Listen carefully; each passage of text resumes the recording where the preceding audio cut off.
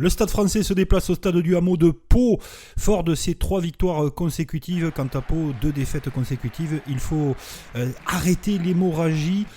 Et pour le jeu, il faudra repasser plus tard, car on va être dans un match assez fermé, avec beaucoup de fautes, que ce soit en mêlée, dans tous les secteurs de jeu fermés. En tout cas, ce sont les Parisiens avec Nicolas Sanchez qui vont ouvrir le score dès la 4e minute de jeu, 3-0. Ouais, je vous le disais, on va assister à un match très fermé. Pas d'essai dans cette rencontre, mais surtout des fautes bien signalées par monsieur l'arbitre qui va tenir les acteurs, et une faute sur mêlée qui va permettre à Zach Henry, l'ancien joueur de Rouen, ayant fait un petit passage en Angleterre également, de revenir à 3 partout. Les lancers en touche sont également compliqué, il y a un manque de maîtrise totale de la part des deux équipes, et des fautes toujours. Zach Henry ajuste, on est parti dans un chassé-croisé de buteurs 6-3 pour la section paloise.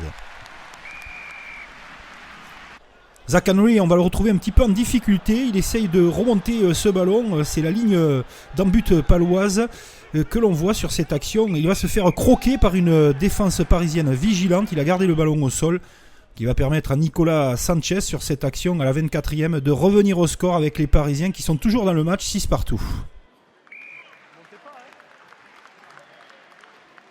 Toujours des intentions, on essaye d'avoir un petit peu de jeu, la ligne médiane maintenant avec le Stade Français qui essaye de placer son jeu, mais on a roulé au sol, encore une répétition générale des fautes, et en plus on discute avec monsieur l'arbitre, 10 mètres de plus, Zach Henry en grande forme, à le pied chaud.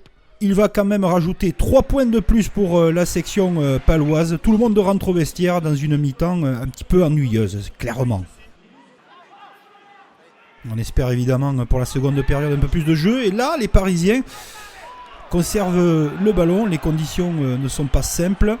Et on va renverser de l'autre côté. Là, on n'est pas loin de la rupture. Toujours dans le dernier geste. Une imperfection technique. C'est l'ancien Néorigacois Joris Second qui va rajouter 3 points de plus pour le Stade Français Paris. On revient à 9 partout. Il y avait 9-6 à la mi-temps. Clovis Lebaille, lui aussi, essaye de faire des efforts, d'animer.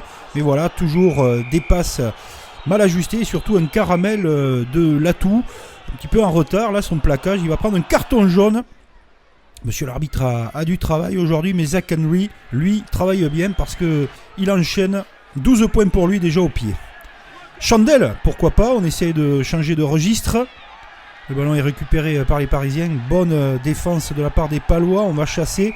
Et une fois de plus, c'est dans la bataille au sol. On va récupérer une pénalité.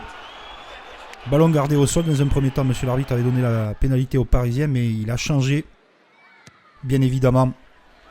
Et Zach Henry va donner un faible et court avantage à 15-9 pour la section paloise. On prend tous les points parce qu'on sait que c'est un match tendu, serré. Les Parisiens sur le large, encore une erreur de passe. Décidément, beaucoup de maladresse, beaucoup d'indiscipline. Et c'est la section paloise qui va avoir le dernier mot. Derrière cette conservation où on essaye de nouveau du mettre du jeu en place. C'est Zach Henry, impeccable. 18 points. Pour le demi d'ouverture de la section paloise, 18 points dans ce match. Superbe victoire de la section paloise qui va surtout leur faire un grand bien au moral et dans le classement. Pour Paris, la série s'arrête.